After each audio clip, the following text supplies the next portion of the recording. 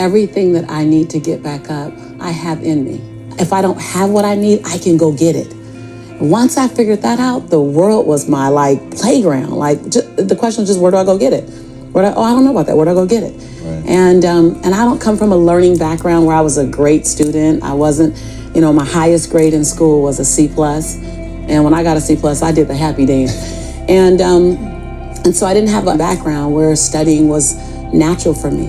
But when I realized that if I go study something and I learn it, I own it, it's mine now, man, it was crazy because all through school I struggled. The last time I took an English class, my English teacher told me I was the weakest writer she ever met in her entire life.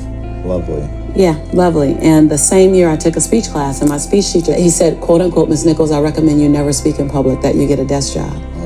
And so that's mean. Yeah, it's just, it was demotivated people, sad people, hurt people hurt, sad people make other people sad. Bottom line, don't take it personal, hurt people hurt. That's really rad. I don't want to derail your story because your story is amazing. We are going to finish that tale. But hurt people hurt, sad people are sad. That's they make other people sad. Sad people make other people sad because people love company. Everywhere you are, you want company. And so without taking it personal, just see where people are. And so a part of that was I had to see who I was hanging around. And, miserable people want company, and I had to literally be willing to not only relocate my mind, but relocate my body so I can relocate my finances, relocate my possibility, relocate my son's future. I was very clear the future my son was going to have if I didn't do something. And I was not subscribing to that, not on my watch. My son's father went to prison when he was 8 months old, and he's been in prison since my son was 8 months old. Whoa. My son turns 22 this year. My son is an African-American male child living in South Central Los Angeles when, at that time, he had a 66% chance rate of going to prison, not on my watch. So I was willing to be radical. See, most people want the convenience of transformation without the inconvenience required for transformation. So my grandmother says, and I love to repeat this, your conviction, what you're passionate about, your conviction and your convenience don't live on the same block. They ain't even in the same zip code. So if you want to have a conviction for something, you have to sign up to be inconvenienced. We're trying to find convictions and passion and breakthrough on the inside of our box. Well, when you realize that the box doesn't even exist, like someone made up, oh, you're playing outside the box. So we all bought into, there's a box. Well, I don't even own a box. I don't even want to get in your box. You better come out here because I ain't getting in there. And so when you start thinking like that, Tom, all of a sudden, everything is possible. So I disrupt people when I say, you want to make me extraordinary because it lets you off the hook. God, that's good. Wow, you just gave me the chill. Right. Everywhere I go all around the world, they're like, oh my God, it's extraordinary. Yeah, because it lets you off the hook. You get to play like, oh, well, if I had it like her. No. What if you do? What if you do? What if the God that we call God, the divine, whatever your faith is, what if there's no partial? It's not going to give me a hookup and not give you one. Not going to give me an opportunity and not give you one. I'm just going to go after it. If I die, I'm going to die on a treadmill, like Will Smith said. I'm going to be on the treadmill running. I'm just not going to stop because I believe all things are available to us. I'm just willing to go after them. Are you willing? And then that is so disruptive because then you got to make a decision. Because it's easier to live inside the parameters of, well, as a Black woman, well, as born and raised in South Central, well, I'm dyslexic. I wrote 7 books. I'm dyslexic. I just tell good stories. I'm just not the one to edit the book because then we all in trouble. I'm gonna put a period at the beginning of the sentence, right? And so just knowing, like, I'm not perfect. What I do really well is I manage my imperfection well. And so we're all waiting for perfect. It's an illusion that will never come to you, and it's an excuse to never show up and play. Your story is not meant to be your fortress. Your story is meant to be your fuel. Any story. Like the beauty of me being one of the top 1% earners in America is that I was on government assistance. Right. Like, that's the beauty. Like, come on, it wouldn't be a big deal if my family was rich or whatever. I'm supposed to do something. The beauty is that when you show the little engine that could story, like, I'm not gonna run fast, but I ain't gonna stop running. I might slow down and have to breathe and catch my breath, but I'm not stopping because I believe all things are available to all of us. And good people should do well, because when good people do well, good people just do more good in the world. What was going on in your mind? Right. First of all, I knew, something in me knew as a young child that I wasn't supposed to stay in my environment. So I lived between the Harlem Crip 30s and the Rolling 60s. And I had 3 fights a week to get home from school. And I remember when I was 15, my teacher said, "What do you want to be when you grow up?" And I said, "Alive." And when I get to 21, ask me again, but I don't have that luxury you have. And I remember that. I remember that like it were yesterday. But I also knew that I was worthy of something better. I didn't know where it was. I didn't see it anywhere. And if you remember, all the television shows during that time that had African Americans in them, they were pretty drab. So you had Good Times, nothing was good. Right? You had Different Strokes, where the white man was saving the little black kids, except for in 1984 when the Huxtables came out. Well, that wasn't what I grew up with. I was on my way to college then. But I used to watch the Brady Bunch. And I used to say, I don't know what they had to do to have that kind of life, but they always worked everything out in the end. Right. And I declared, I want a peaceful life like that. I want a life of possibility. And almost every single one of my initial mentors, I couldn't touch, I couldn't talk to, I didn't have access to, but I held on to them like they were oxygen, because they were my visit to Beverly Hills. And so I would go in my head, I would go through television, and I didn't want to be rich. I never really aspired to be rich, and I never aspired to be famous. I aspired to have peace of mind, to have grace and ease in my life, to be able to provide for myself. So I already had this experience that I wanted. And so when fast forward to answer your question, I'm in Inglewood, living off Arborvitae. I'm on government assistance, and I run out of money, and I had to buy Pampers for Jelani. And I had $11.42 in the bank.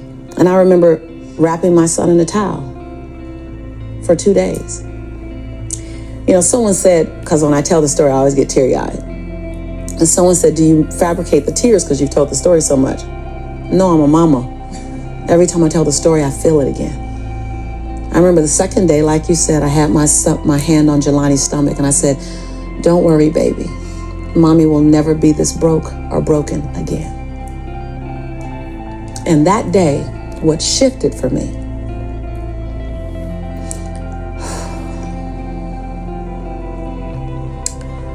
was I was willing, and I don't know if this is going to sound crazy, I was willing to completely die to any form of me that I had been, so that I can birth the woman that I was becoming. The reason why a lot of people won't become who they want is because they're too attached to who they've been. And you hear it all the time when people say, "I've always been this way." Okay, well, if that's working for you, keep doing that. I knew it wasn't working for me any longer. I had hit my version of rock bottom. So I was willing to let go of everything and everybody. See, another reason why people won't get there is because the doorway is for you to fit through. You trying to carry everybody else through because you're trying to be Rescue 911.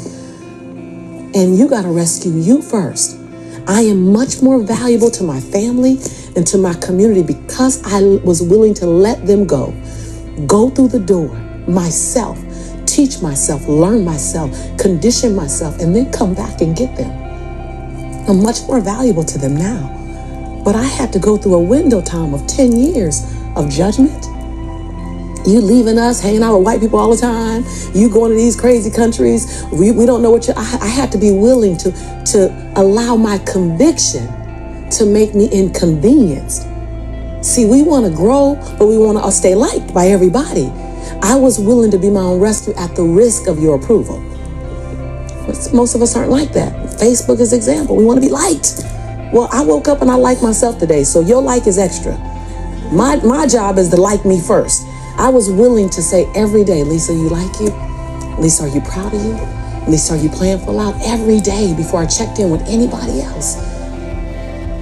That's lonely, by the way. Why won't most people do it? Because it's scary and it's lonely.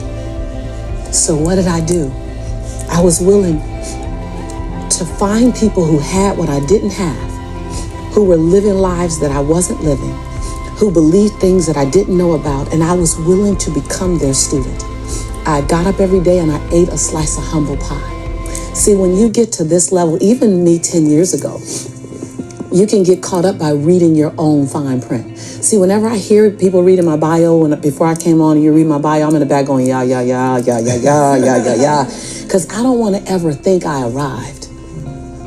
That bio is old. You should be interested in my future. Oh, that's my bio. What's my future? Oh, what are you doing? Who am I becoming for 2020? And we get caught up in our bios. We get caught up in our status. I never allowed that to stop me from going and sitting at the hem of someone and saying, what do you know about wealth? See, because there's 3 forms to money. There's 3 relationships to money. We learn how to earn it, we learn how to keep it, and we learn how to grow it. Well, I learned how to earn it because my theme song was, I'm a hustler, baby. And I want you to know, everybody with me, it ain't where I've been, but where I'm about to go. So I was singing that song. That was good. They know, right? I was singing that song when I was working out of my closet as my office. I was in a walk-in closet where you really couldn't walk in. You stepped in and turned, right? and the clothes rack, you know how you have the hanger rack. I had pant hangers in the closet, and I had manila folders clipping on the pant hangers. Those are my client files. And I would sit there and I put $2.99 mirrors that you get from CVS. I put them all around my closet walls so that I can make my office look bigger. I worked out of that closet office for 4 years singing that song. It ain't where I've been, but where I'm about to go. I knew that. I knew how to make money. I didn't know how to keep it because ain't nobody had none in my family. So keeping wasn't an issue. Growing was never an issue. So I went to people who knew how to make it, keep it, grow it. I went to people who was about serving others to the highest level. See, I make a lot of money because I serve more people. See, all your success is on the other side of service. People trying to make money, if it begins and ends with money, it's going to be a short-lived victory. But if it's about transforming lives, then the wind keeps going and going and growing and growing. So I went to people that knew what I didn't know. And I killed my ego every day, murdered my she-go every day. Because I got a big she-go. I mean, come on, right? Every day, Tom. And I got hungry and I learned. I went to the same training 42 times. Yes, I said 42. Some folk will stop. This is how I've been there already. I learned that already. Yeah. No, I wasn't there. I wanted to be able to finish their sentences. I want to know what you know. I want to walk like you, talk like you, and then I want to then embed me in it. But success leaves clues. We're just not picking them up. I was the only African-American person at this conference. I was one of 2 women at this conference. Within the last 29 sessions, I led the conference. But I was willing to be the student first. So that's what I did, number 1. And number 2, I looked at every toxic behavior in my life. Everyone. You see me go behind my own black curtain. People don't want to tell on yourself. You're trying to protect. You're trying to do 4 things. You're trying to protect, prove, hide, and defend. If you wake up every day and say, I have nothing to protect, I have nothing to prove, I have nothing to hide, I have nothing to defend. Now, who do I choose to be? Because your energy is consumed with protecting, proving, hiding, and defending. But if you let go of that, then now you're in creation. Every day I told myself that. Every day I got in the mirror and I said 3 sentences. And I gave each sentence 7 different endings. And at times I was crying so hard I couldn't understand myself because the ending, the sentence was so difficult to say. Every day I looked in the mirror and said, Lisa, I'm proud that you. And I found 7 different things to celebrate Lisa for because we are under-celebrated. Because you want someone to celebrate you more than you celebrating yourself. You want to hear thank you from others more than you thanking yourself. You want to hear other people say, I love you more than you saying I love yourself. You are teaching the world. I said this on Oprah. When I said this on Oprah, she said, oh my God, I believe the exact same thing. So I knew I had one thing right. The world is looking at you and following your example of how to treat you. How to treat you. They're following your example of how to treat you. So how you treat you, the world's going to follow your lead. So I had to start treating Lisa better because I was everything for everybody but nothing for myself. And so every day I got in the mirror and I completed 3 sentences. Lisa, I'm proud of you for. Second thing, Lisa, I forgive you for. That one took me down daily because I'd had a son with a man who was now in prison, my biggest nightmare, my greatest nightmare. I had been in a relationship that turned mentally and then physically abusive when my son was 3 years old. I made money but lost it. I was on government assistance. I was on welfare. I was on WIC, Women, Infant, and Children. Like, I had a lot of forgiveness that I had to do. But I was willing to forgive myself every day. And every day I said the same thing for like 6 months until it got easier. And then one day I went, Lisa, I forgive you for it. And that thing didn't come up anymore. I was like, ooh, okay, on to the next. 7 different endings. And the last thing I did every day, last sentence, is, Lisa, I commit to you that. Because we make bigger commitments to other people. If I commit to y'all something, ride or die, you can bet your last dime that I'm going to be there. I'm going to show up. You're going to get 2 dimes. But I would make commitments for me, for myself, and I wouldn't do it. I eat my weight. So I started every day celebrating Lisa, forgiving Lisa, and making a commitment to Lisa. And then I was willing to invest money in me.